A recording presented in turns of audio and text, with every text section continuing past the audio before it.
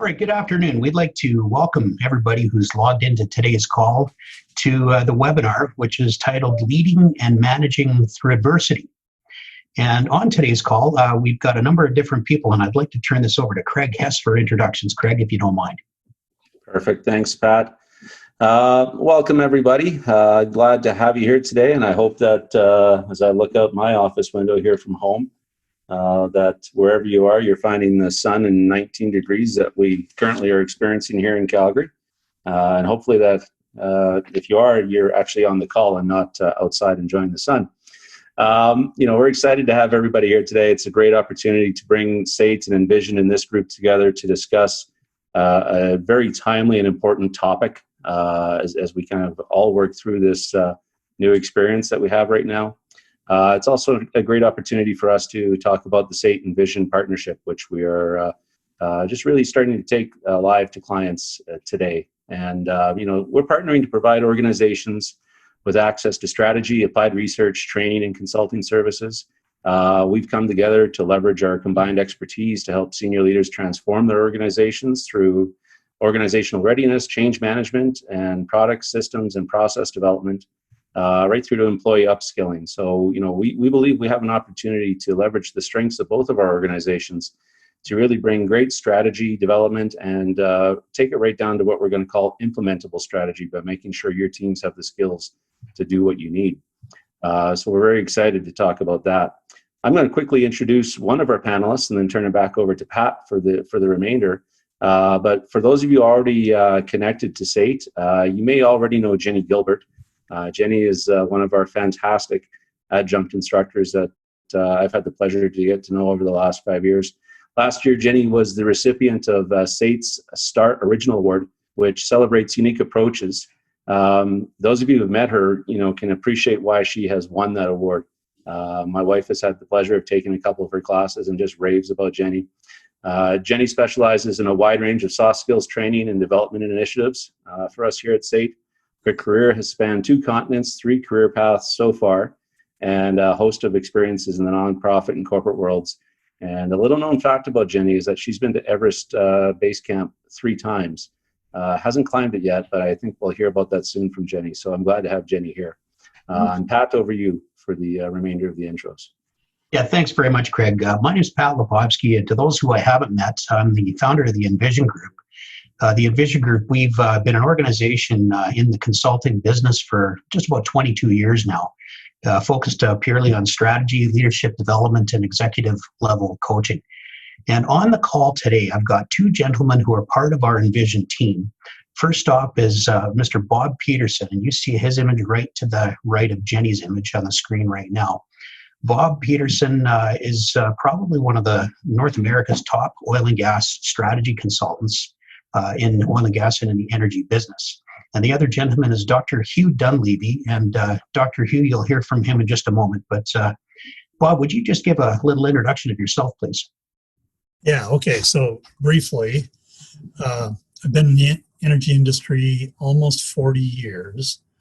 Started out with a little company called ExxonMobil, and then left in the early 2000s, started my own consultancy, joined Schlumberger, and I've been in the management consulting business ever since. So I've lived through 4 major price shocks and several, I would say, minor pandemics. But this is the first time in my career that the 2 have come together, and which is very unique. It's challenging how every company on the face of the earth thinks about business. It's challenging how we work together, and it's challenging how we reformulate our strategies. But there will be a way through this. All right, thanks very much, Bob. And Dr. Hugh Dunleavy, again, would you mind just giving a brief introduction of yourself as well? Yes, no problem. Well, welcome everyone. I've been in the aviation industry, similar to Bob, about 40 years. And initially came to Canada working with Air Canada. And then about 2002, I joined WestJet as their head of commercial. And following my stint with them, I moved to Malaysia, where I was their chief commercial officer, and had to deal with the MH370 and MH17 tragedies, which I'll talk about a little bit later, and relate that to the sort of crisis mode we're in terms of dealing with the pandemic. And after Malaysia Airlines, I joined Qatar Airways in the Middle East. That's a huge airline, about 250 aircraft, and one new aircraft arriving 12 or 13 days apart. So you can imagine the type of crisis they're in as they wonder how we're going to handle all those new aircraft coming in when no one is really flying. So I'll take a little bit of time later on, and want to thank you all for joining the session today. Thank you, Pat. Thanks very much, Hugh. It's interesting because looking at the experience from both Bob Peterson and from Dr. Dunleavy, it's interesting because we put together some detail that we're hoping would help each one of you as individuals, as leaders, leaders of families, leaders of organizations. And we've set an agenda. And Jenny, I'd like to turn it over to you to introduce our agenda topics for today. Thanks, Pat. And there's no doubt for everybody out there that your world has turned upside down. I don't think many people, if any, predicted it, and there certainly isn't evidence of any great playbook. So our job today, through the topics that you see on your screen, is to inform, enlighten, and hopefully encourage you. And we'll do that through a whole ton of real experience, some pretty solid expertise, and some suggestions. There's plenty of takeaways in the next hour that you can take the minute we're done the call and put to practice if you're in need of them. So with that sort of real expertise in mind, it's back to you, Pat and Hugh, for a few stories, I think. All right. Well, when we put this presentation together, I was talking with Dr. Dunleavy, with Hugh. And it's interesting because I've known Hugh for about 15 years now. And of course, I met him with a little company we all know here in Calgary called WestJet. And Hugh had made the move as the chief commercial officer over to Malaysia Airlines. And as you know, it was about 6 years ago, the loss of MH370 was a tragic loss. And it was definitely a time of adversity for not only for the Malay, but for other people around the world. Now, Hugh, we wanted to bring you onto the call today again, just to talk about the situation that you led and managed and really helped others through. And I know that through conversation, you've got a number of tips and some items that you really came out of both adverse tragedies, and you now have tips to really help everybody and everybody on the call and others in the world learn from what you learned when you're at Malaysia Airlines. Would you expand on that, Hugh? Yes, well, if you move on to the next slide, Pat, you'll actually see that aircraft is MH370. Oh, sorry, you want to move to the next one. The slide before is MH370. That's the physical aircraft that went missing in the South Indian Ocean. And the next slide is actually the work we did reconstructing the remains of MH17 following the missile attack on that aircraft over the Ukraine. And the inset is the type of pressure you'll get from the media on a daily basis as they try and find out what do you know, what happened, what more information can you provide. So what I'd like to do is very quickly walk you through some of the things that happened to us, because quite frankly, our world got turned upside down when we first had the notification that one of our aircraft was missing, in this case, MH370, because many people don't recognize that there are only about 6 or 7 airlines in the world that are classified as 5-star airlines. One of those was Malaysia Airlines. To put that in context, there's only one carrier in North America that rates as a 3-star airline, that's Air Canada, and there are probably 2 or 3 airlines in Europe that are also 3-star. All the 5-star airlines are either Asian carriers or Middle Eastern carriers, and you can imagine which ones those are: Cathay, Singapore, Malaysia, Emirates, Etihad, Qatar, and one other, Qantas. So there's a huge gap between the qualities and capabilities of those airlines. So for us, it was, as we called it, a black swan event. This had never happened to us before. And I was actually traveling out to the airport on a Saturday morning, about 4:30 in the morning, to take a flight to Jakarta to give attend a conference there. And I was just told, go to the emergency center, we have an issue. So I drove out there. It took me maybe 5 minutes because I happened to be very close to the airport at the time, and asked, okay, what's going on? And at that stage, we'd lost contact with the aircraft perhaps about an hour earlier. That may sound like a long time, but late at night, or it's early in the morning, not sure what's going on. One aircraft out of your 500 or 600 flights that are in the sky at any time has failed to report in on schedule. This is unusual, but it doesn't immediately give you cause for concern, but you immediately try and contact them.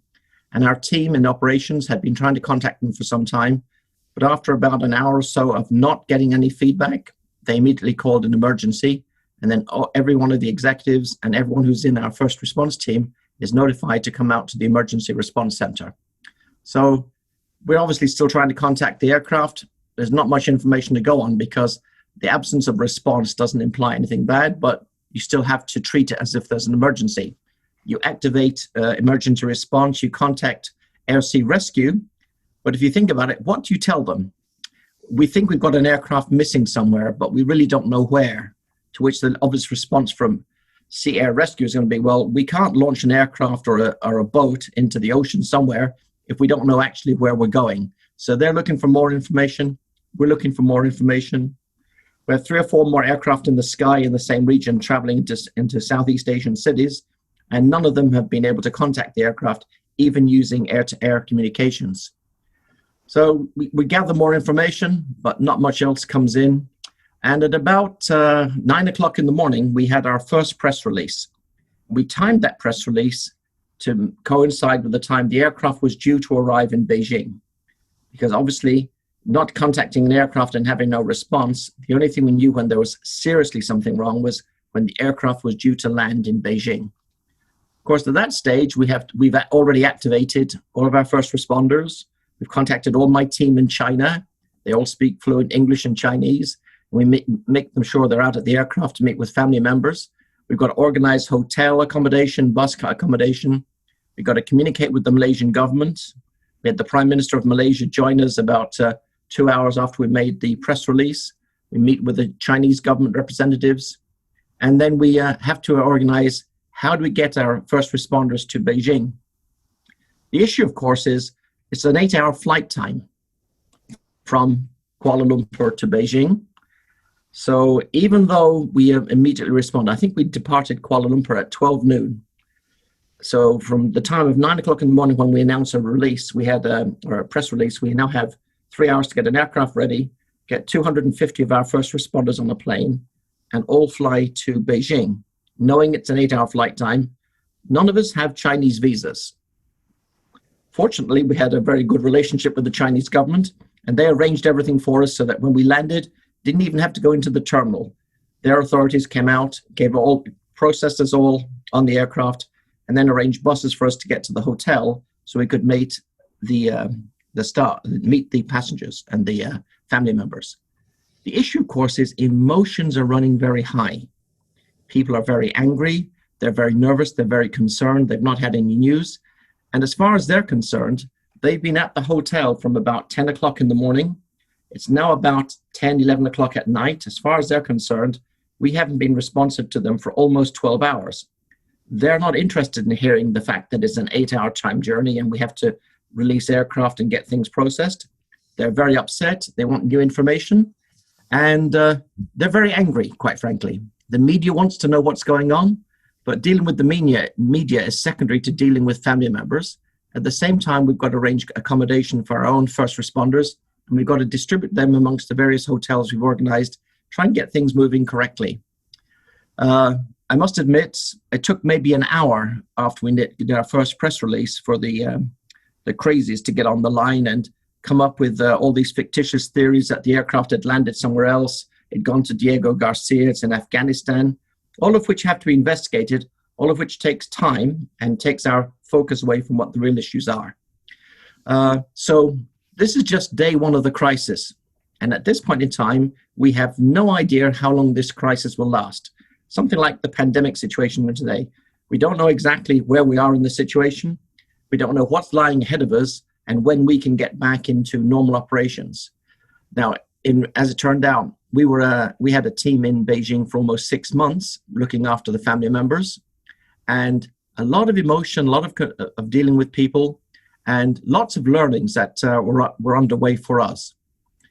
Not necessarily understanding at that point in time just how convoluted the message would be and how complex the situation would be, because quite frankly, for the initial few days, we actually thought the aircraft had come down in the South China Sea. We did not know it had turned back and was now heading in, or had now headed out into the South Indian Ocean. About 4 months into this tragedy, and just as you think you're starting to get a handle on the severity of the problem and dealing with family members and getting things calmed down, I get a second call out to tell me that one of our aircraft was missing. Now, I must admit, my first response was, this is not funny. You don't say things like that, because I've been spending all this time in China. And they said, no, Hugh, we really have an issue. Our aircraft is not responding, and our other flights in the sky coming down from Europe to Southeast Asia are telling us that there's an aircraft on the ground and there's smoke. So we know for literally fairly quickly that something bad has happened to our second aircraft. So with that, we now have a different type of issue. It's a major tragedy, more than 260 odd people on board that aircraft, plus 14 crew members. And we can't actually get to the crash site for more than 6 weeks after the event because of the politics and the fighting going on in that part of the world. Even though our aircraft, along with every other aircraft flying from Europe down to Southeast Asia, is flying the same flight corridor. It's United Nations designated safe flight corridor, which it obviously wasn't, but we're following rules about where we can and cannot fly. We don't make up our own rules. We have to follow these recommendations. Our aircraft's been shot down, can't get to the crash site. We've got the passengers and crew that are on board are literally spread out amongst the wreckage of the aircraft. And when we finally do get to the crash site, we recognize that it's a very bad scene. And unfortunately, some of the bad aspects of human behavior come out because all the bags of the people that were on board the aircraft have been ransacked, credit cards stolen, bank accounts cancelled, rings and jewelry has all been stolen. So really bad situation from people behaving very badly. You're dealing now also with the family members back in Amsterdam, but the way we dealt with the family members in China had to be changed and adapted to how we dealt with Dutch family members. Different culture, different ways of living, so you had to adapt. All our learnings from China had to be adjusted just to manage what happened in Amsterdam. Conspiracy theories abound. I must tell you that after about 2 or 3 days of the MH370 crisis starting, our websites were being attacked 4 million times a second just through the volume of organized governmental hacking from various countries around the world, trying to do as much as they could to damage your environment and damage your brand and reputation. Fortunately, we had simply already upgraded our system and infrastructure, so none of those attacks were able to bring us down. But you'll see that a lot of things happen in the world that are not very pleasant. And at the same time, whilst everyone, governments as well, were trying to help us to get the best we could, there are also agents out there that don't necessarily make the best decisions to help you. So you can see that in parts of the world which are trying to open up their environment very quickly, but we don't have adequate testing, etc. So there are a lot of things you'll see that we learned through that MH370, MH17 scenario that will correlate to what's happening in the pandemic. And I'll bring those into play as we go later on through the presentation. So with that, over to you, Pat. No, and thanks very much for that, Hugh. It's interesting because you look at the image that's up on the top right of the screen right now. That was more of an image that you would have seen probably, multiple times a day. Each time you were coming up to do an update, coming out to address media. This was pretty much what it looked for about 4 months of your life of MH370. Is that correct? That is correct. The family member may not have appreciated what it was like. They just wanted information, and they wanted me to give them updates every 15 minutes. But as you know, in an air-sea rescue type environment, ships don't go very far in 15 minutes, maybe a few kilometers.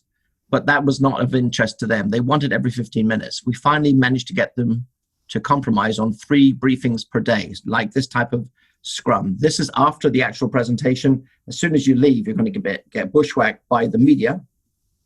So we did that 3 times a day, 9 a.m. in the morning, so they had time for breakfast, then at 12 noon, and then at 5 p.m. each evening, we would give communications to them. The important point about that, it is about communicate, communicate, communicate. Make it factual. Don't lie to them. If you do, you lose all credibility, and then no one trusts you. We did have to emphasize, by the way, and this is important, that whenever we gave information to people, this is the best information we have today. Things are changing all the time, and as new information comes out, we'll provide it to you. If it doesn't agree with what we've said yesterday, that's because the new information supersedes it. It wasn't that we were trying to mislead you. Over to you. Oh, it's interesting, Hugh. It's, looking back on both experiences, we're going to take and throw another image up on the screen. And we'd like to let everybody know who's listening in, should you have questions, just a quick note as an administrative item, the chat feature within the Zoom meeting is available. If you've got some questions, we'll be addressing questions towards the end of the session, hosted by our moderator, Craig Hess, who started off our call here today. Now, it's interesting because looking at this roller coaster, this is what we call the roller coaster of change. We've received this from psychologists in the past through the Envision Group. And each one of us, you look at the different labels, which are the phases that each one of us go through when we're faced with significant change, adversity, or crisis. And of interest, this roller coaster is also the process that you go through step by stage, step by step, with the loss of a loved one. And Hugh, back to your experience, it's interesting because, the amount of time that it took you to go from blind optimism down to the pit of despair, how long would you say that that time frame was? In the case of MH370, it probably took us about 9 hours. And that was the time from first being notified that we had an issue, which is around about 4 o'clock in the morning when we first heard it, till about 9 a.m. in the morning when we knew the plane wasn't going to land in Beijing. So that was about 5 hours, but the plane had taken off, I think, at about 1:50 in the morning.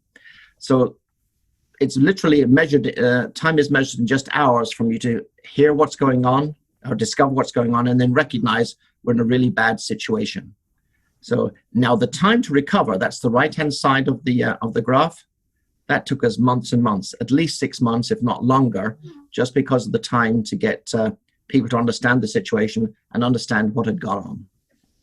Absolutely. Now, it's interesting because the amount of time with MH370, numbers of hours, versus the amount of time that it took you to go from the top of the roller coaster on the left to down to the bottom with MH17, was it different? Yes, with MH17, it was literally within minutes because the aircraft were on a very well-populated flight corridor designated by an organization called, we use the letter ICAO, ICAO, which is the International Civil Aviation Organization. It's a branch of the United Nations. But since there were so many aircraft in the sky, literally following a minute or two behind each other, once we knew we could see smoke on the ground, aircraft were calling in to say there was an issue from multiple airlines. And because we couldn't contact ours, literally within minutes of the missile being fired at our aircraft, we knew that something bad had happened. So to get from that optimistic stage to get to the bottom of that roller coaster, we were literally informed within minutes. So that was a very quick change. Absolutely. And it's interesting, Hugh, because in conversations that we've had over the last number of years, you'd mentioned that the learnings that you took from both incidents, both tragedies, really you'd go through different phases. And it's interesting. What I'd like to do is I'd like to bring Jenny into the conversation back into it, because we do really have 4 phases of crisis management and really managing through adversity, whether it's in today's circumstances with COVID-19 and even with our situation with oil and what a day we had yesterday. But really, there's 4 phases of crisis management. Is that correct, Jenny? Yeah, for sure, Bill. Thanks, Pat. And we often refer to them as the 4 R's. The next slide, I think, will show us those 4 R's for anyone who's not familiar. When you look at this slide like this, it looks like one of those textbook pieces. First off, we're going to recognize it. Then you've got that response phase. There's a piece of recovery. Like we've totally taken it on. We've gone through that denial. We've recognized it. We begin to see these responses, and we hit that recovery phase before we can actually resume. And one of the curiosities to us, actually, for all of those of you listening, is where do you feel your company are currently in? Which phase of crisis management? So I'm going to launch one of these great polls. Hopefully it's up there now. You should be able to see the 4 stages there and make some kind of response. We're going to give you about a minute. We're kind of tight for time here today. And this is fabulous, the speed that they're coming in. This is the point where I love technology. Response seems to be the most popular at the moment. We'll give you about another 20 seconds there to get those in if you haven't already. We're still sitting with response as the most popular phase. One of the things that we know is that if you're a leader of a team, the phase that you believe you and your team or you and your company in might be very different to your team's phase. This is actually a good conversation to have with the people within your team. So I am about to end the polling. We've got almost 200 people in there. They've slowed down. Response is still the highest one at the moment. Last couple of seconds. And we should be able to share those results with you now. There we go. So hopefully you can see them, 78% there, with the feeling that at the moment, their company is currently in that response phase. I'll hand it right back to you, Pat. Thank you. Yeah, thanks, Jenny. It's interesting because, Hugh, back with your experiences, of course, the first step in both tragedies and the step we're all in today is I think everybody around the world has clearly recognized that we're in a pandemic situation, not to mention, another cycle within the oil and gas, the different cycles oil and gas goes through. Now, many people, according to the poll, many of us are still even in the response phase where we're getting our thumb on top of things and making sure that we're looking after ourselves, looking after our families, and families both at home and at work, as well as looking after our organizations, which, of course, once we start to really respond to things, we can recover and resume. Would you add any comments to these 4 stages here? Yeah, the point I would add is that many people need to recognize that the actual time to respond is not just the initial response, but transferring that response action into how it interacts with other people, whether it's your clients, whether it's grieving family members, whatever the situation, whether it's business partners, whether it's your supply chain, etc., can take a while so that you're all on the same page. So response normally takes a little bit longer than people recognize. And where you can run into problems is if one part of your group thinks you're in recovery mode and then start taking decisions aligned with recovery, and most of your people are still in that response mode because they're still dealing with the emotions related to the event that's happening, then you end up with disconnect. So it is important to make sure that there's good communication even within your own team to make sure you're always aligned and that you've got a consistent message and a consistent behavior that you're demonstrating to your customer, your partner, your supply chain, whoever that may be. Well, it's interesting, Hugh, because you look at this next slide. I know some of these numbers are a little bit out of date now, but you look in Canada, our population of 36, almost 37 million people, mortality rate of 0.88%. The number recovered, and this is actually from a few days ago, was 9,700. COVID-19 cases at the time. Our numbers, if we've gone to the Johns Hopkins site, the numbers are big. But really, what can you say about COVID-19 today? Yeah, the issue is that this is something that happens, once in a century type event. So there are no experts in it. That doesn't mean that the pandemic epidemiologists don't know what they're talking about. Clearly, they do.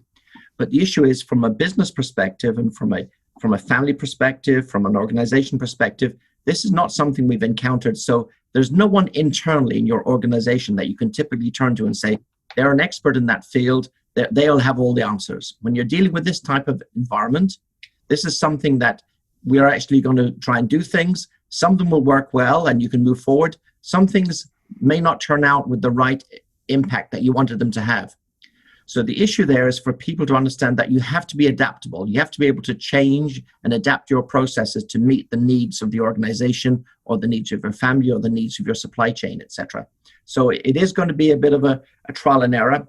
Bob will be talking about this later when you're talking about developing a strategic plan, so I won't take any bullets out of his gun. But be aware that this is not something that you're going to have to work your way through, and adaptability is going to be key. Absolutely. And it's interesting because, and thank you for that, Hugh. Back to Jenny. Really, the first phase that we're going to talk about are some of the learnings, some of the, some ideas and some tactics and strategies. The first thing we have to do is put our own oxygen mask through each one of these phases on first. I've heard you say that before, Jenny. A topical example with Hugh's career.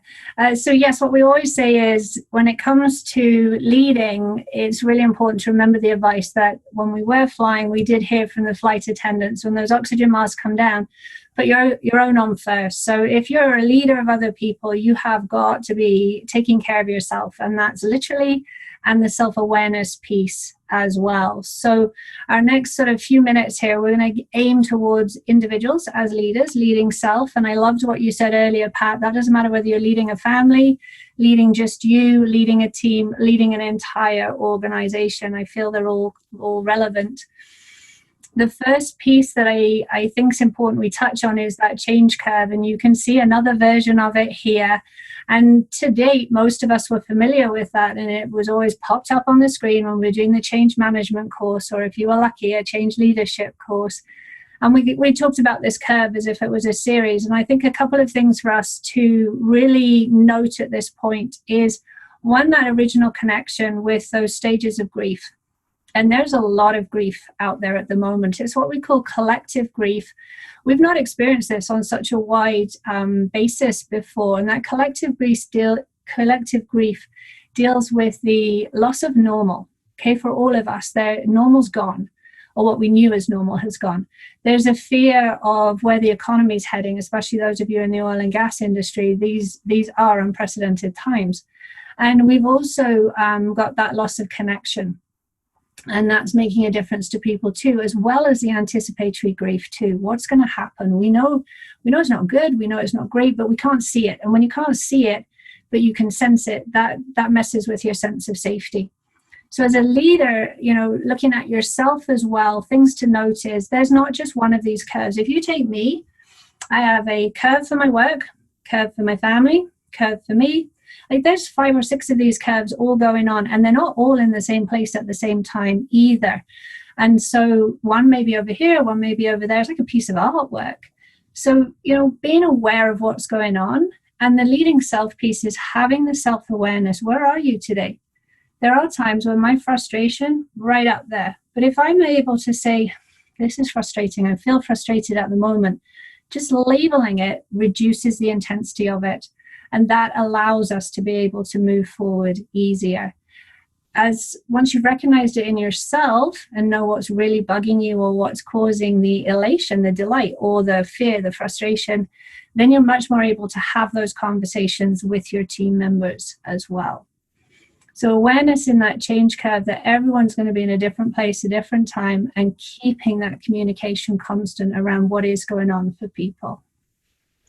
Absolutely. And Jenny, it's interesting because, we've always heard the old adage, when you're on the left side of the roller coaster with the emotions you see, we're gifted with 2 ears and 1 mouth for a reason.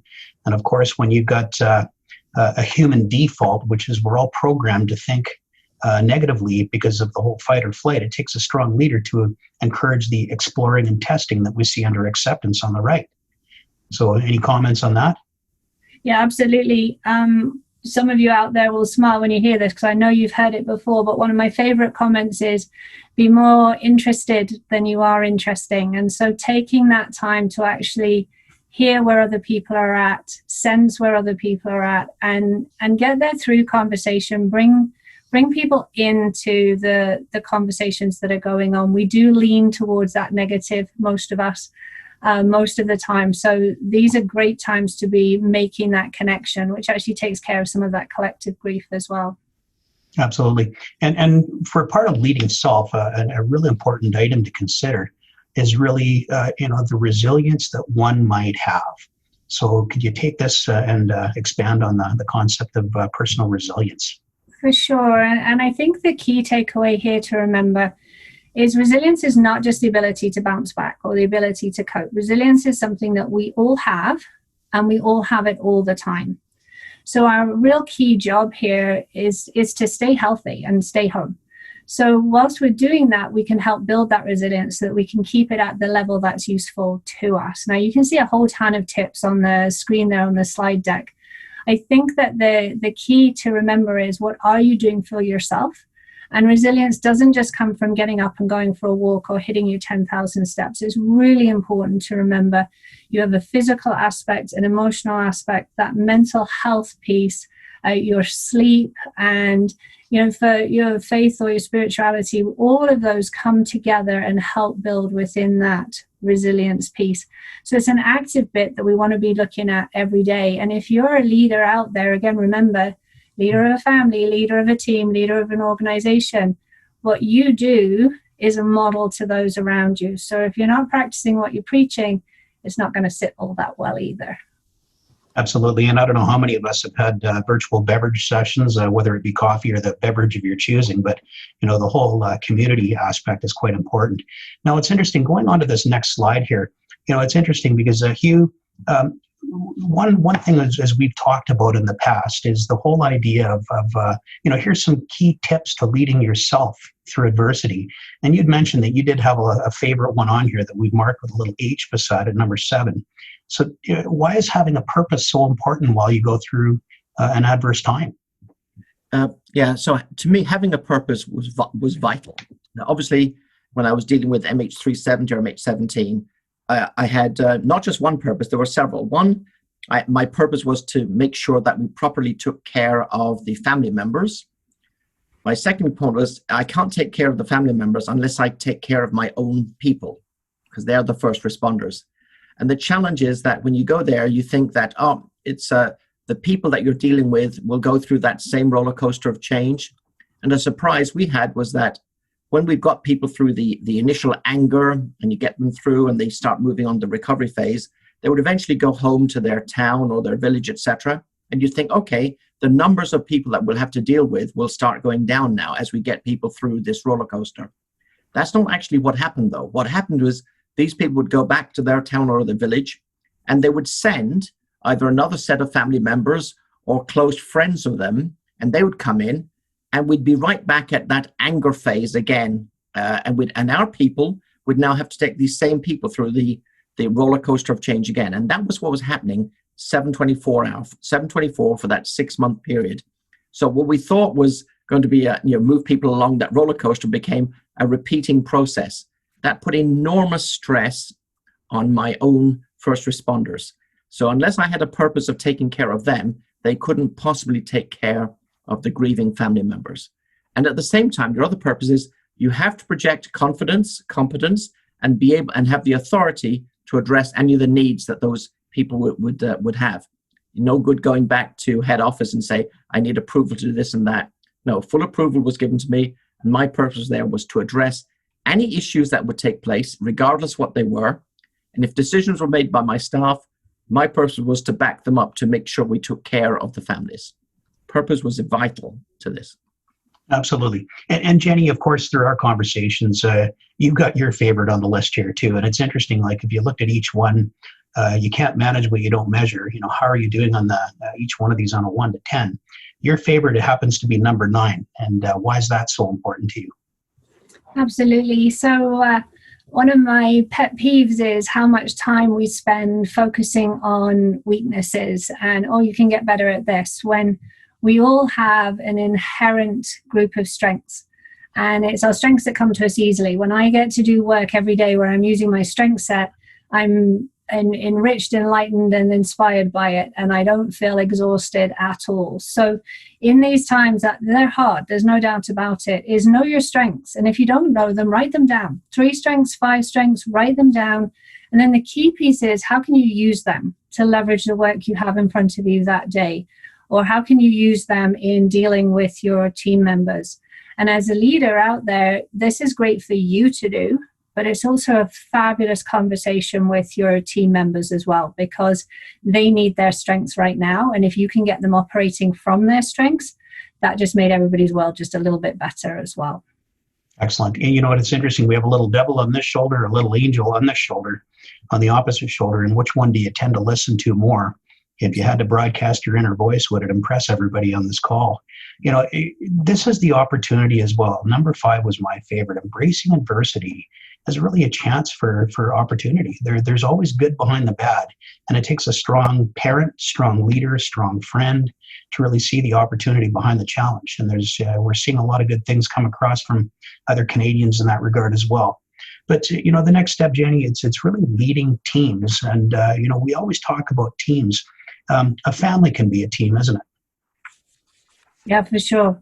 Many of us are at home. There's 5 of us under this roof, and I would certainly call us a team most of the time. When we're looking at leading teams, one of the pieces that we wanted to come to first were those 4 key behaviors that we hope that leaders are able to tap into. And it flips a little bit. I think for some, you'll notice stuff that you're doing every day in what previously was our normal, but you also might be surprised by the ones that come up here. So the core leadership behaviors, you can see them there. Look after your people, and that huge period on the end. Absolutely. It is your people that, will help you to come back at the end of all this, all the way through it, actually.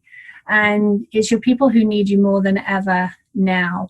The second one there, paint a vision, and we'll speak to all of these in a little moment, but in times of uncertainty, people want that certainty. So what do you think is the vision at the end of this? Talk about that, paint that vision for people to tap into. Encourage and empowering others when we've lost that connection and we've lost the way that we're dealing, so we're now doing it all virtually. That can become harder, but everybody wants that purpose that Hugh spoke about. So help them to have that purpose and empower them to be able to live that piece. And as we've talked about with those change curves, those emotions are really up there during these times. So we're going to run a second poll here as well, just to get your opinion out there, all the people who are listening. And the poll this time, the question is, which of the core behaviors have you found to be the hardest? Now, it doesn't matter if you're not a leader of a team, leader of an organization, if you're a leader of a family. And on this one as well, you can vote more than once. So if there's a couple in there, certainly throw those in, and let's see where people are sitting on this one. Again, we'll give you about a minute. I'm hoping we have a minute to spare. We do. Yeah, it certainly is interesting seeing the numbers come in because, we're all authentically different in how we handle adversity and change. And there's certain items, of course, Jenny, as you just mentioned, that are required as a leader. And it's, they can be difficult to really put to work with everything that's coming at you. And, even yesterday with the changes we saw in oil, with some of that coming, how do you paint a vision when you've got a negative price of oil and you got to pay somebody to take your oil for you? It's tricky. But not to say that that's something that'll continue. We saw things turn around today, but you look at these numbers starting to come together. It seems that painting a vision of the end of the crisis is really starting to become highlighted as one of the top items that is difficult in a crisis. Yeah, for sure. I'm going to end the polling now. There's well over 200 of you who have popped those in. Thank you for taking part in these. So I should be able to share the results right here. So as you mentioned there, Pat, painting a vision high up there at 69%, and a few sort of less scale on the other 3 there, although I think for all of us, they still definitely play a part in there. Yeah, very interesting numbers as they unfold. And it's interesting, Jenny, because one thing that I know you're passionate about is, a leader's job is to really help people grow into your vision. And we'll talk about vision in just a moment, but take us through this grow model. Yeah, so the point for this, Pete, really for people listening is if you're struggling with that conversation, often as a leader, I have that vision in the back of my head and I think I'm going to get there. The problem is I don't share that vision. And when nobody knows what I'm thinking, they haven't quite got mind reading sorted yet. We can't connect with that. And so I can't help you reach that vision if you're not talking about your vision. And so the grow model really helps people to plan how to deliver that communication. And as simple as it shows up there on the screen, what is your objective? What are we trying to get to? And remembering what Hugh said, these may change depending on the information that we have and what's going on. What is our reality? There's no point hiding from it. This is difficult. Some of it's awkward. But if we're honest and to a tad vulnerable in there as well, it makes the conversation actually easier. What are your options? We could do A, B, or C. That's a great conversation to have your people involved in. And at the end of the day, what will you do? What's your commitment? What can people see you sticking to and commit to? Or what is your ask of them? And what is the commitment that you're going to get back? Because that's going to allow you to dive into the one we're going to talk about in a moment as well, in that empowering piece too. So you can play with this. It's just a way to sort of articulate that conversation and help to get that vision out there. Really gets the vision going. And it's interesting because a few tips to encourage and empower others. We'll just put these up on the screen for others to look at. But, the first point on here, Jenny, that we talked about before that I absolutely love, and I'd like you to expand on this if you don't mind, is calm with realistic optimism. Can you expand on that? Yep, and we're going to pop right back into leading self as well, because demonstrating intentional calm, if you're not taking time for yourself, you're not going to be able to present that calm piece. And that means we've got to have that pause in the day. We've got to have that thinking time. We've almost got to be collected. And the realistic optimism is always important. We talk about optimism everywhere, and it drives me batty when it's positive and unicorn and spirals and all the rest of it. Really what we want is, this is reality. I've got your back. I'm here to support you. And we will get through this one way or another. Yeah, and it's got to be tough on so many different people. Like, I can't imagine how everybody in this call is really feeling right now. And it is tough. There's some other things because, you look at the people within your families at home, your families at work. Empathy becomes an extremely important item. I know one of our other partners, his name is Michael. This whole idea of empathy is something huge for him. He was in with the Canadian Cancer Society as their board chair. When he talks with others that are going through extreme crisis health-wise, you got to take their perspective, consider emotion, and withhold judgment. Could you expand on this as well, Jenny? Yeah, for sure. The biggest takeaway here is that empathy is not sympathy. And so we're not asking you to be sympathetic or sympathy piece. What empathy really talks about is allowing people to be heard and understood. And so taking somebody's perspective doesn't mean, oh, I think it would be like this to be in your shoes. I was there 10 years ago or so, but at the moment I have no idea what it's like to be in a house with a pandemic, a lockdown with 3 toddlers. Those days for me have gone. I can't take that perspective now. So ask people, have a conversation with them and listen carefully. You'll hear their emotion. And the hardest piece is probably at the bottom there, withhold the judgment. We're kind of wired to judge. And just knowing that allows you to push it to one side and just let them be them and hear them and know that they've been heard. That's providing the empathy piece. Well, it's interesting, Jenny, in the coaching world for leadership and executive level coaching, we're all trained to say the words, isn't that interesting? Because it's better than disagreeing and judging. It's a lot better just to call something interesting. And I know, Bob, in a few minutes, we'll call you in on something like that too, because, there's a few points right now, recognizing that these times are emotional.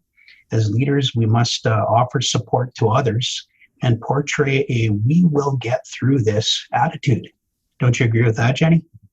Absolutely. It's a strength within that calm that we have to find a way to portray. And I think the key here too for leaders is, if you're not feeling that, you have a support network too. So who do you need to reach out to and have that conversation with to put yourself in the right place? We're right back to that oxygen mask on yourself before you reach out to other people.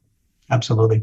And it's interesting, many who've gone through training with you, Jenny, and training with our group, with the Envision team, there's a concept we call living above the line, where if you're living below the green line that goes from left to right, we all know people in life who've represented these 3 words. They may blame, make excuses, and deny in times of adversity. And really the acronym there is they're lying in bed. But literally, Jenny, you talked about flipping that bed upside down and turning it into a boat, so that leaders know that their responsibility is listening and validating people to the answers to questions 1 and 2 below the line of what's broken and what broke it. But then really beginning to ask the questions once they have been validated of ownership, accountability, and responsibility, asking them what they think it needs to look like and what we may need to do to get it there. It's an interesting concept, living above the line, and having a tool, the OAR, ownership, accountability, and responsibility, when people are encouraged with that, gives them a tool to go someplace. Any other comments on that, Jen? Yeah, I like to add one more letter to the bottom there. So you need 2 oars to make the boat go. And so that S would stand for self. And that helps us to empower people. What's in their control, what actions, what accountability, responsibility do they have, but also for you as a leader as well. So, always come back to what's in my control. Worrying about the stuff that's out of your control, waste of energy. So, have that in that, what you have for yourself, and for what you're offering to your team too. Absolutely. Now, it's interesting because, Jenny, sort of we're closed, but still awesome. I love this sign. Matter of fact, I'd like to put one up in our office as well. But, tell me a little bit more about this. So we really, what we're recognizing here is that anybody, anywhere is having to make difficult decisions under that uncertainty piece. As we said at the beginning here today, that nobody planned this, nobody predicted this, and there really isn't a playbook. So one of the go-tos that the four of us have definitely spoken about as a strategy is when you have to make those difficult decisions, take the pause first. And that pause might be 5 seconds, 30 seconds, a minute, it may be longer. But when you hit that pause, it's very possible to just be present with yourself and find that calm that we spoke about beforehand. And then at that point, you're far more realistically able to assess and anticipate. And then the key after that is take an action, because action helps us to move forward. And as long as you've done that front end piece, that action is going to be one that will have impact and value. So it's that pause and assess and anticipate before you do it. All right, well, we have a few tips. These are some of the tips to leading, and really, it's not just teams at work, it's teams at home, your family. So tips to lead through adversity. I know that, Jenny, you've got your favorite on here, and let's start with the 3 C's. Yeah, no surprises here. Communicate, communicate, communicate. When people are in times of uncertainty, what they crave is certainty. And as Hugh said at the beginning there, people wanted an update every 5, 10, 15 minutes. Now, we can't stick to that, but we can communicate. And even the phrase, I don't know the answer to that, is a transparent communication. So we want to be able to do that as often as we're able to, as realistic, make it as transparent as possible. And when we're talking about that paint the vision that we mentioned beforehand as well, it doesn't just have to be you communicating. So who on your team gets it and who can communicate for you as well as you to help sort of drift that message through so that you get that consistency piece within there. You cannot undervalue the power of communication. Well, and Jenny, it's interesting. I'll come to Hugh after. Having an 80% plan, I know building trust and accountability is paramount. But one thing that's actually come up over the last number of days is the amount of people I've connected with that they felt they had to be 100% ready for that web call and know the technology inside and out. You don't have to be 100% ready for anything going through adversity, but it's a best foot forward. But, Hugh, you look at the whole idea of that. Knowing the facts, I know, is one of the important items to you. But from what's been said on these tips so far, just on this slide, can you add any perspective from your learnings from the adversity that you've led through relative to some of these points? Yeah, well, clearly all of these tips are relevant, and it depends on the specific situation to identify which one becomes more important than another. But all of these tips you'll find very useful. One of the things that I found very important was to know the facts, mainly because in my case, dealing with these situations, the facts were almost changing on a daily basis. And the other interesting component of that was that what you would normally have taken as incontrovertible, a government agency has sent you satellite images of what's going on in the South China Sea, and you pass that information along to the family members and the media, only to discover 2 or 3 days later that actually that satellite image was taken on a different day than they told you, and it was for a different part of the sea. So even government agencies, I know that sounds strange, can give you misleading information. So one of the things that I learned very quickly was that I would preface all of my statements by saying, I think I mentioned earlier, here's the facts as we know them today. If new information comes in, we'll tell you about it immediately. We won't wait for a regular briefing. We'll give you important updates as they arrive. And that if you have any questions about it, we'll try and answer them as much as possible. Because the truth is, if you lose the confidence of the people you're dealing with, be that your own team, be it a partner, etc., then they're not going to trust you. And having trust in what you're doing and that you're always going to provide the absolute truth to them is very important to establish that confidence. And as I said last part, build trust and accountability. They need to know that you're someone that they can come and talk to and that they'll get the right news, not necessarily the news they want to hear, but the important news that's critical for them on the latest state of affairs. Absolutely. I know you and Bob are down in Texas. You're in Austin, self-isolated in your home. Bob, yourself in Dallas, isolated in your home. Even within families, are people going to make mistakes as you go through this tricky time? Is that for Bob or? I'll guide that towards you, Hugh. Do you think mistakes will happen? They will. It's inevitable. We all make mistakes. We're all human. And anytime you've got humans involved in any process, there's inevitably going to be mistakes being made.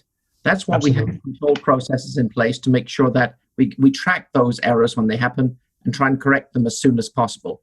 Not only that, because it's a new environment for all of us, and as I said earlier, none of us are experts in how best to handle the situation.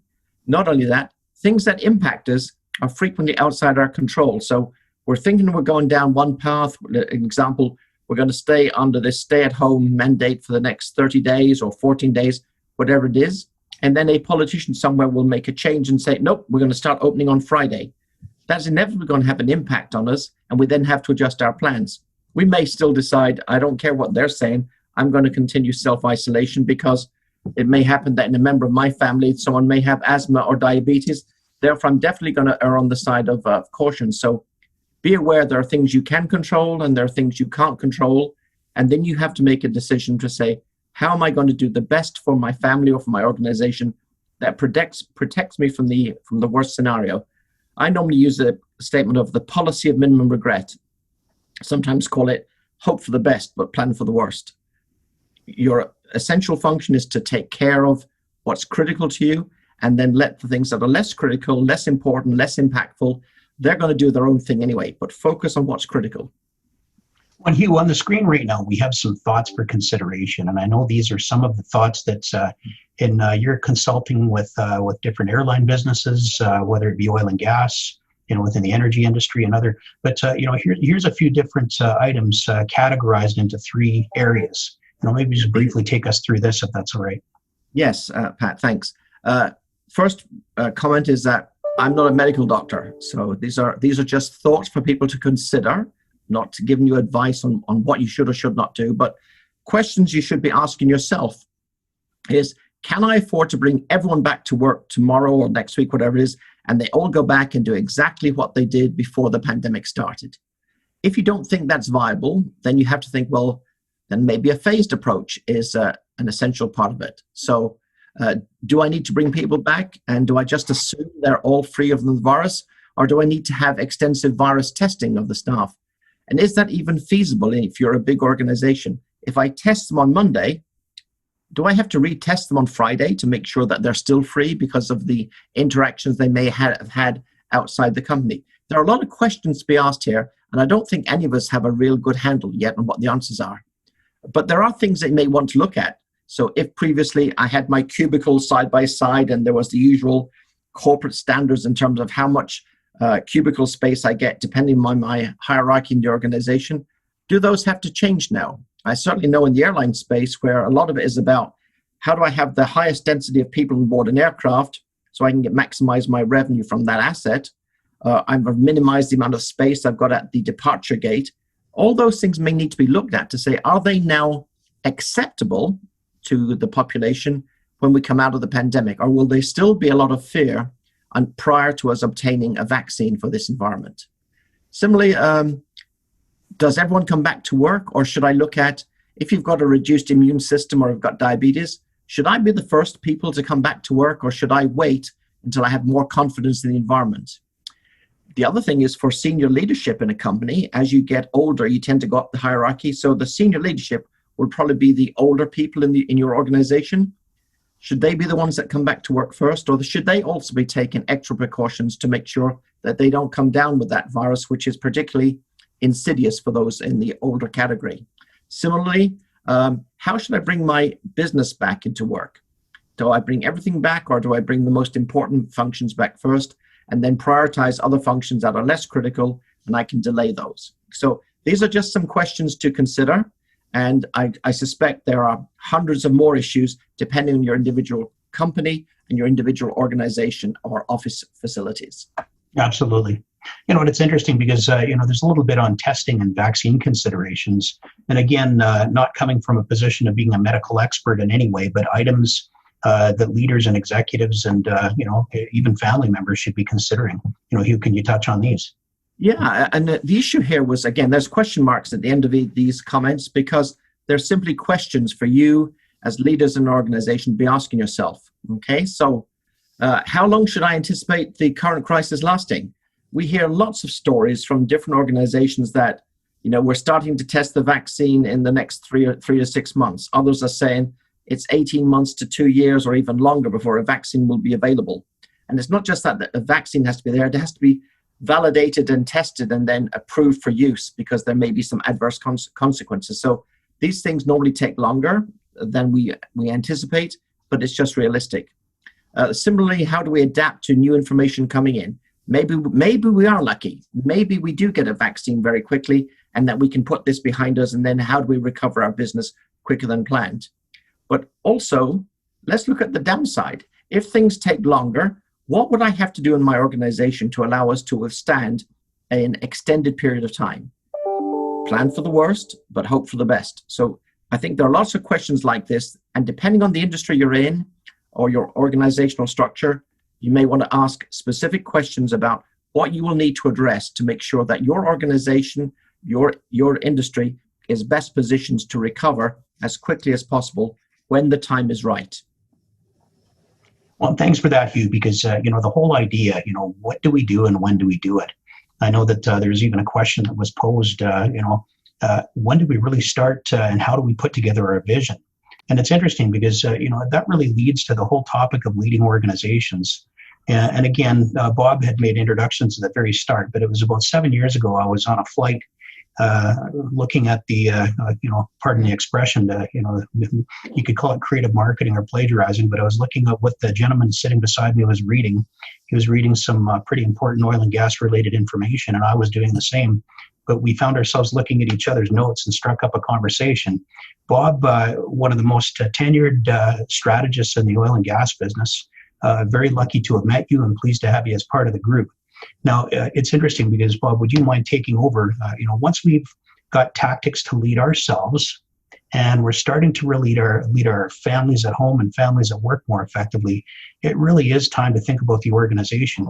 But before you come on, Bob, it's interesting because not every single person on this call today is responsible for leading organizations. But it probably is interesting, if you don't mind me asking you, would you, if you were an employee of an organization, would you want to have some level of insight into what the organizational leaders are doing and how they're thinking?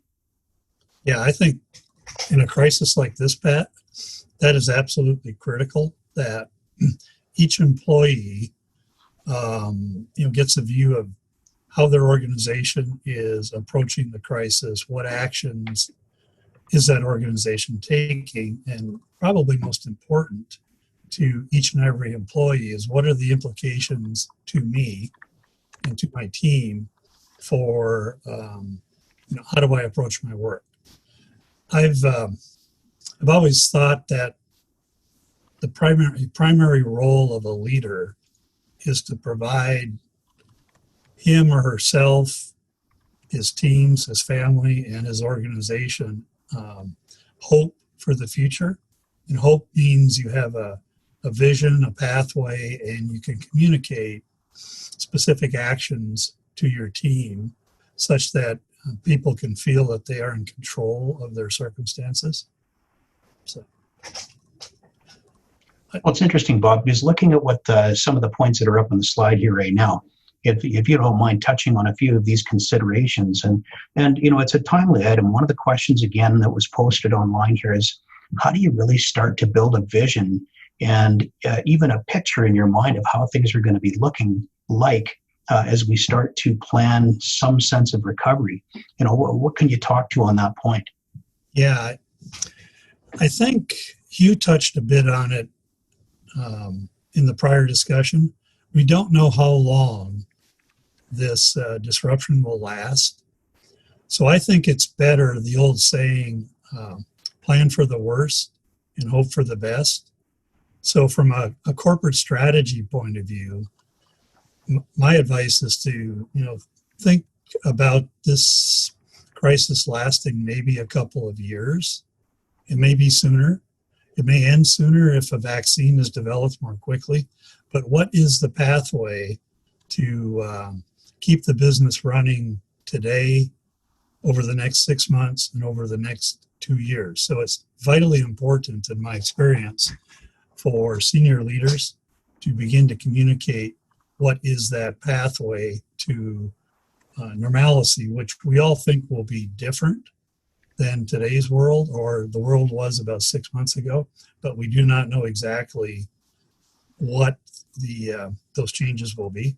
But it's really important at a leadership level, and going back to what I said earlier, is painting a vision and painting hope, and coming up with specific actions to control the fate of the business and the contributors to the business.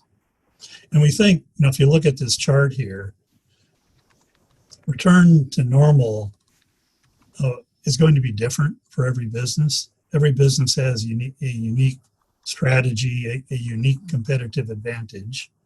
And the coronavirus may or may not change some of those competitive advantages. It's important to figure out what will change, what should remain the same, and probably most importantly, what will you no longer need to do in order to continue as a healthy firm. We know that as we're beginning to figure out how to work at a distance, we know it's likely that organizational design will change.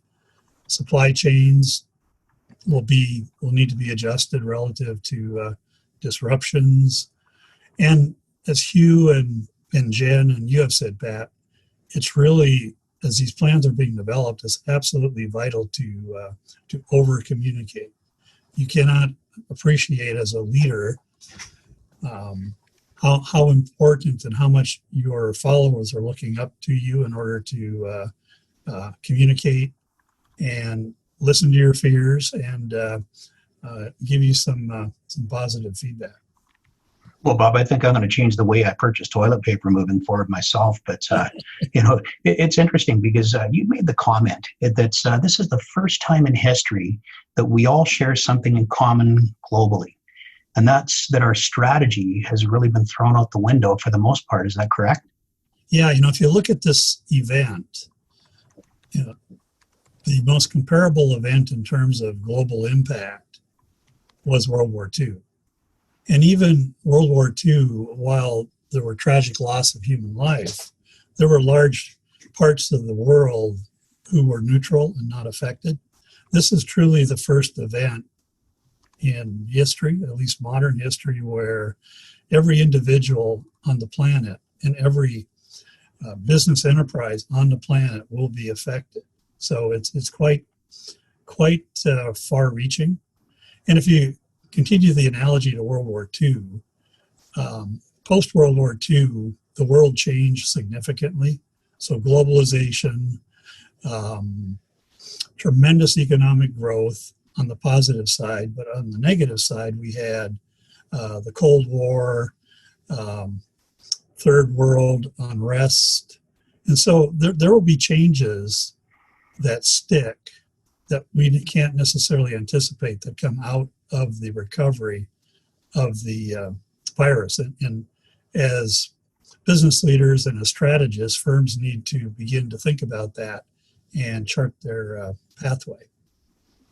Well, Bob, we had another poll, a third poll that we'd like to run relative to strategy for each person on the call here. Now, whether it's your business unit strategy, the strategy for your team, or for your overall organization, do you mind if we bring that poll up right now? Yeah, let's bring it up. Good to see how the audience feels about the impact on strategy. Yeah, so the questions we're going to pose on this poll is, how much do you think your strategy needs to change as a result of COVID-19? And let's even lump in the whole oil situation as well. Does your strategy not, the first option is it won't be changed at all. The second is it's going to have minor tweaks. The third is major changes in selected areas. And the fourth and final is a complete rewrite of strategy. So feel free to take a moment right now and click on the option that the one option you feel is most appropriate to your place of work. And isn't that interesting, Bob? We're seeing the numbers come through. The major changes in selected areas is the greatest one currently at 71%. Okay, the complete rewrite is at 10%. Minor tweaks is 18%, and not at all is 1%. So that's quite interesting. So why don't we just give it a few seconds more and then close off the poll? All right, we go ahead and close off the poll now, and let's share the results with everybody on the call. So here's what it is. We've wound up at exactly that 1%, not at all. Minor tweaks, 19%. 70% of us on this call here today will have major changes in strategy, and a complete rewrite will be about 9%, or 17 of the people on today's call. Isn't that interesting, Bob? Yeah, it's not surprising that 99% of the respondees feel that there will be an impact on strategy. So, no, it's interesting. Strategic business considerations, Bob, looking at the 70% that have major, the 19% that have minor, and the 9% with a complete rewrite. Maybe take us through some of these points and a few tools to really expand the thinking. Yeah, so I think we're pretty certain that the virus will affect how we work together. And the list here is a number of potential actions that firms and teams and individuals are taking or are likely to take over the next several months. So we definitely will see potentially a permanent rise in work at home approaches where you can actually work at home, increased spacing where we can't work at home but have to be in the field, various and sundry techniques applied to limit the congregation of people. And as we're seeing, maybe more so in the US than in Canada, as we endeavor to get back to a higher level of work activity, very extensive testing of individuals to ensure we're all healthy and we're not likely to contaminate our colleagues. So you can think about, the other areas potentially affected by the coronavirus, supply chains, etc. There's likely to be a number of changes like this associated with those potential changes in how we work when we get back to whatever the new normal might be. Well, it's interesting. Pardon me. It's interesting, Bob, because any good strategic plan has three components to it. In your words, from your experience. Yeah. How many years have you been doing strategic planning for now, Bob? Well, I think if I don't count my ExxonMobil days, about 20 years. If I count, I hate to say it, if I count ExxonMobil, that's about 30 years. So, and strategy comes from the Greek word stratos, which is the art of the general. So thinking about strategy has been with us for thousands of years. So that the basic elements have not changed. You have a set of decisions that you make to achieve competitive advantage, which you could say is the framework. You have a structure, which is how do you take that framework and adapt it to your company's processes in order to execute. And then the third circle is how do you measure? So this has not been changed by the coronavirus. It's just that we are all being challenged to just step back and completely rethink the fundamental elements of our business. Well, and looking forward then, we've got three questions to pose for everybody on the call as it relates to the items on the right-hand side of the screen. Is that right, Bob? Yeah, and I think we saw from the audience that the majority believe that there will be major changes required to company strategy. So I think if you start there, you ask the questions in maybe these 6 areas or other areas that are relevant to your business. How is each of these categories impacted by the coronavirus? Work processes. How do we manage working at a distance and working at home at a distance and also at the work site at a distance? Hugh and Jen and you, Pat, have talked a lot about the need to up our game in terms of leadership, over communicate, provide goals, provide a purpose, and provide hope even at the team level. Cybersecurity and IT is definitely a big issue as we work from home and as maybe we continue to work from home. Countries and companies are discovering globalization of the supply chain is maybe not the best approach in all areas. So we will definitely see in critical areas, bringing the supply chain back to a country's borders or even a company's regions. If your business involves interacting with customers and selling, the big challenge here is how do you change your work processes such that you can do that over tools like this or various other methods to carry on that business at a distance. So it's interesting, Bob. Just quickly, there was a comment put on one of the questions on the chat here. These are just a few areas to really consider when you're starting to think about the vision of recovery and the vision of coming out the other side of COVID-19/oil challenges. Right. Is that right?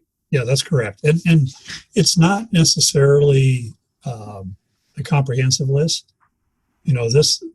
These are, upon our reflection as a team, what are probably the 6 areas that any company would think about. But depending upon your business, say in the case of SAIT, academic institution, how do you teach at a distance?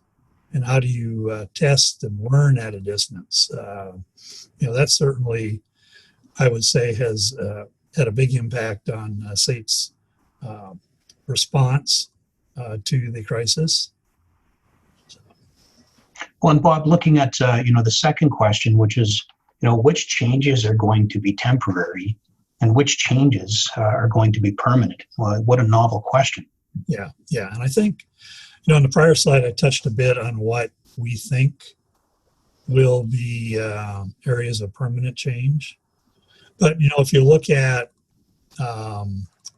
potentially distancing at the workplace where you actually have to be on site, that the changes there are certainly temporary, maybe over the next year.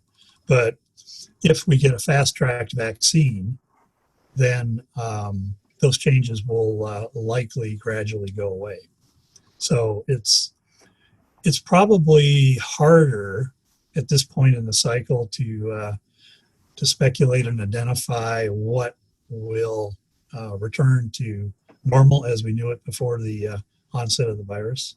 But at the same time, it's important to think about it as part of the thought exercise and plotting the new strategy.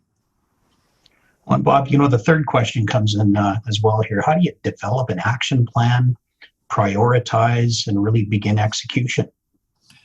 Yeah, and I think it's got to start at the executive leadership of the firm. And I would be surprised if any CEOs and the executive teams are not daily thinking about how do we respond to the coronavirus. But then the next important step is that's got to be communicated and it's got to ripple down to mid-level, frontline, and workers so that they know clearly what the strategy will be. And as you said, it's okay to say we don't know yet, but we're going to investigate it. And my advice, my experience, having working through some pretty significant transformations in the oil and gas industry, which have no comparison to what's going on today. But I think it's really important for executive leadership to agree upon which are the 6 or so areas that will impact our business most, and then to assemble teams with really well thought of and qualified leaders to begin to work the way through each of these 6 or more important areas. And so that helps the workforce in 2 areas. One, it gives them an element of controlling their future. And by doing so, it also gives them hope and a vision as to what the other side will look like.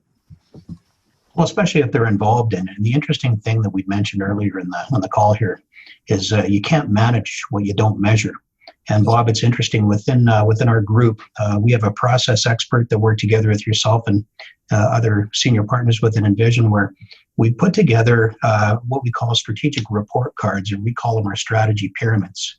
And we'll give you an example of one of them in just a second. But to take a look at the foundational elements, the controls, the areas for improvement, to return to the best possible position.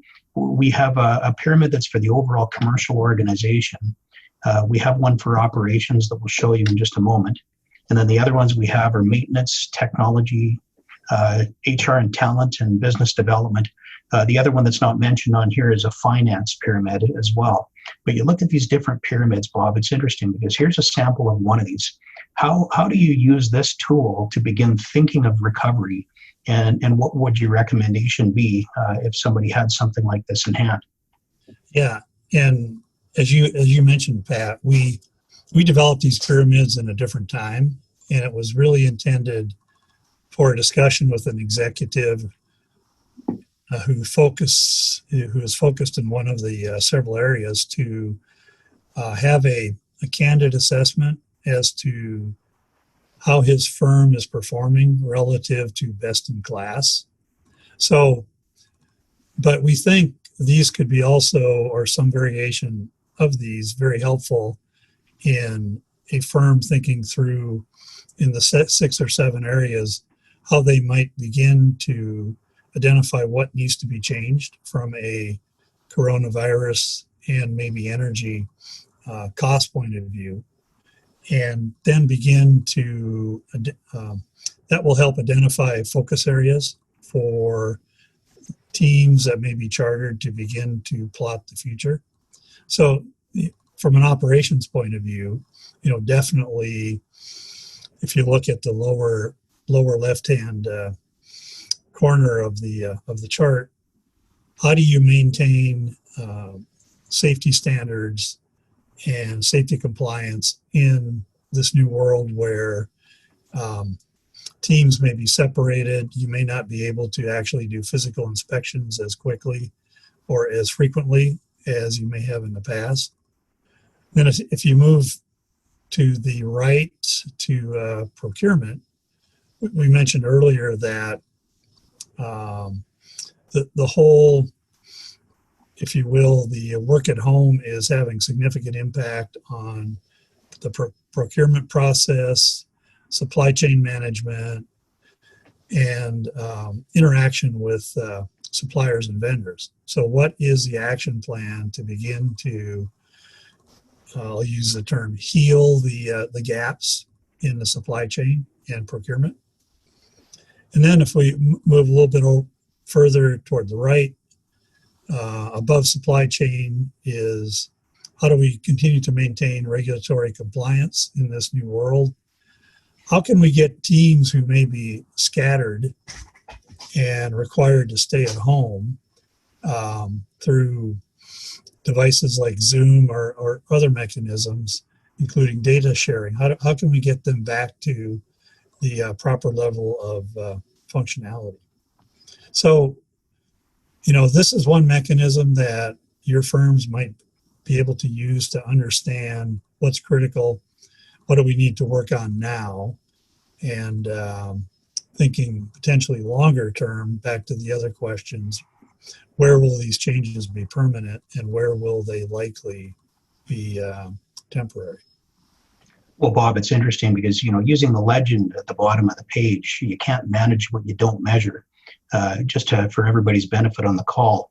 And what an educational opportunity for people who aren't at the senior executive level now to start thinking in this context. You take out a green, yellow, and maybe a pink highlighter and shade the boxes that that are green today going through this COVID-19/oil challenge. And again, it's just a simple subjective measure out of 1 to 10 and where you think you are versus where you think you need to be. And once you know where you are, you can't chart a path or navigate towards any sense of recovery until you know where you are and then know where you realistically can get to. Yeah. Okay. Just a few final tips, of course, and to anybody who wants the copy of our pyramids, we'll have our email address for both SATE and for Envision at the end of this presentation. Please let us know. But, here's some final tips for leading organizations through adversity, some strategies and whatnot. Bob, if you don't mind taking us through these. Yeah, and I think we've heard from you and Hugh and Jen that it's really about taking care of people first. And my experience, and I'm sure it's the experience of the Envision team, is you can't communicate enough. And you will be surprised if you're in a leadership position how much time will be required just to counsel people and to listen to their anxieties and fears and try your best to allay those, but keeping in mind, use advice, tell the truth, always tell the truth. And it's okay to say, I don't know, but I'll figure that out. I think, the second one is we don't know how long the recovery will be. We don't know the nature of the recovery, but it's always best to, plan for the worst and then hope for the best in terms of a vaccine or a subsidence. We talked about forming teams to work the key strategy areas, and we talked about the benefits. It keeps them busy, keeps their mind off of worrying about the coronavirus, and it gives them a purpose. As you mentioned, there is very likely to be lots of twists and turns as we come out of this. So it's really important to be flexible, to keep an eye on the what I call the telltales of how things are changing. I think it's very important. I think one of the questions that I saw was about data. Where do we get data? Where do we get facts? I think we referred to it earlier, from a spread and rates of the coronavirus. I think the Johns Hopkins website is probably the best factual statement of what's going on.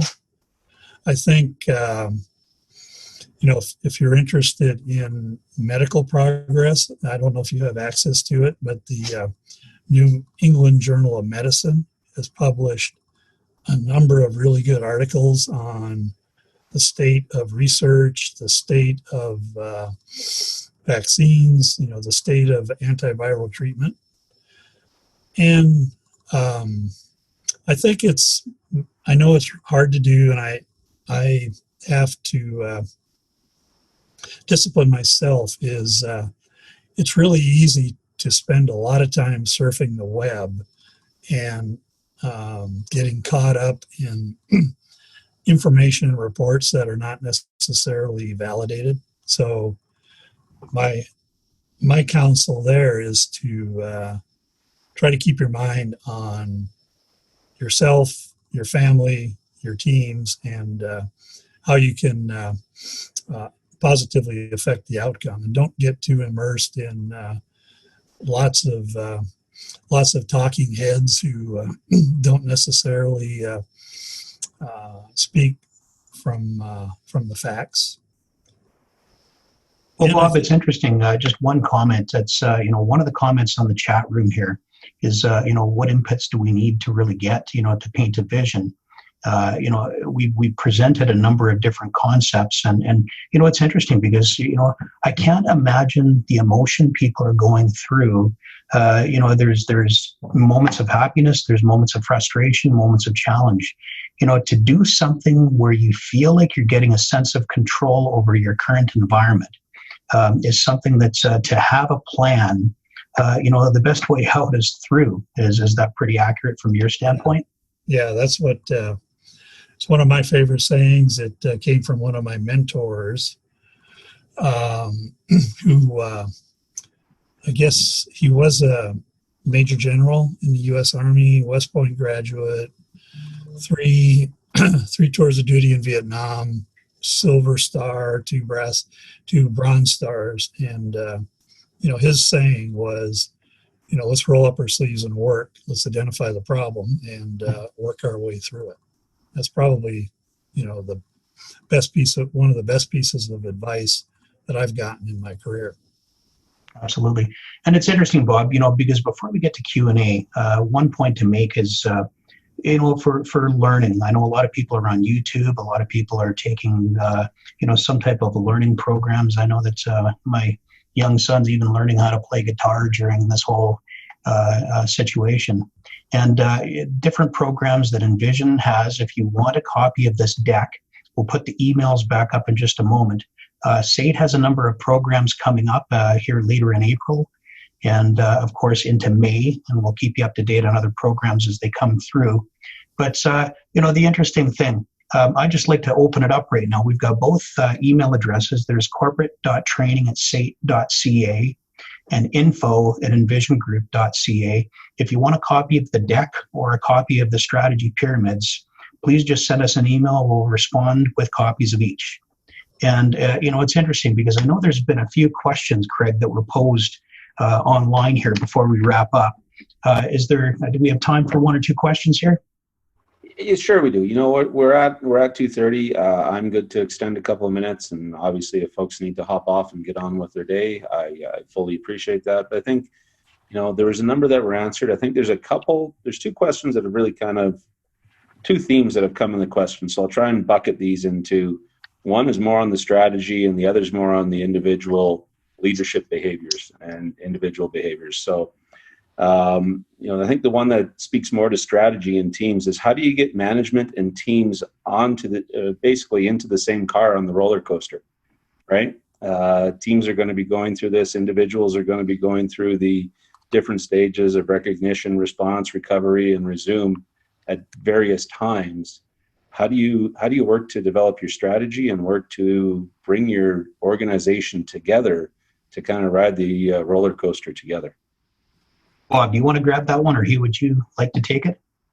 Yeah, actually, before I do, one other comment that I saw was regarding social media, and nowadays with social media, rumors are around the world before truth has got its pants on. And one thing that we had to do when you have a major impact like this, it really depends on your business and how much you are a business-to-business company or a business-to-consumer company, where you work with vast numbers of people, or that the impact is a very tragic one. And one thing that I would say is that you have to be able to monitor the key. If you are sensitive to social media and it can dramatically impact your brand, then you better have an organization that's able to monitor the key social media channels that are out there. At Malaysia Airlines, we probably monitor the top 10 or 15 channels around the world, depending on the countries we're working with. And we set targets for our corporate communications team that we had to answer 85% of all social media comments that were made about Malaysia Airlines within 15 minutes.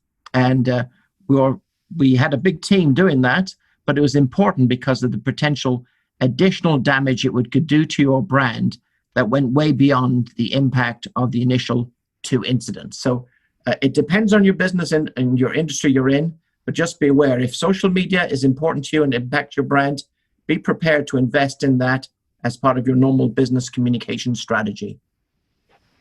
All right, thanks for that, Hugh. And it's interesting because back to the question about how do you get everybody into the right car on the roller coaster, Bob, what would you recommend on that? Well, I think, first of all, it's got to start with the executive team of your company. And I would be surprised if there is any company, at least in our hemisphere, whose executive team has not begun to communicate a coronavirus strategy. Now, if you're not part of that team, if you're 1 level, 2 levels, 3 levels, 4 levels down, it's incumbent on you to understand what that strategy is and relate it and communicate it to your team. And it's not an easy process, but don't leave that gap. I mean, that's an obligation of you as a leader. And it's about communicate. Maybe have a weekly update meeting with your team where you listen to them, but then you also give them the latest on the corporate strategy and how that translates to what we are doing on a daily basis. Thanks very much for that, Bob. Craig, I think we're running short a little on time here. We've had a number of questions that were posed on the chat room, but why don't I turn it back to you? But before I do, I just want to say a huge thanks to SAIT for bringing Envision in. We're looking forward to working in partnership with SAIT to assist organizations, of course, with strategy. If there are questions as we go through this difficult time, we're here to help. And I know when it comes to developing the people behind the strategy, SAIT, you've been doing that as an organization for many years and quite outstanding at that. Craig, have you got any comments or Jenny before we finish off here? If it's okay to throw it over to you two to wrap up today's call. Jenny, go ahead if you have. Oh, I was going to throw it right at you as well, Craig. So Fair enough. Yeah, you go for it. Fair enough. Living in the home office with the family, you're used to having things thrown at you now, so it's all good. I'm thrilled to have been part of this conversation today. Pat, Hugh, Bob, Jenny, I think it's been fantastic. Everybody that's on the line, please be assured that we will work to address all your questions in follow-up communications. I think there was a number of great questions that came in. I know Michael Parnack and Hugh Evans, you had some great questions. We'll make sure we get those addressed for you. And other than that, I think the other key thing to know is that, SAIT is here to help as well. We have a number of great supports, a number of resources and programming that we can bring to bear for your organization in conjunction with Envision. And we're just looking forward to being able to help organizations move forward through this. So I think it's been a great conversation today. I want to thank everybody for their time. And with that, I'll apologize for taking an extra 7 minutes, but we'll let you get on with your day. So thank you very much, everybody. Take care. Thanks for your time. Yeah.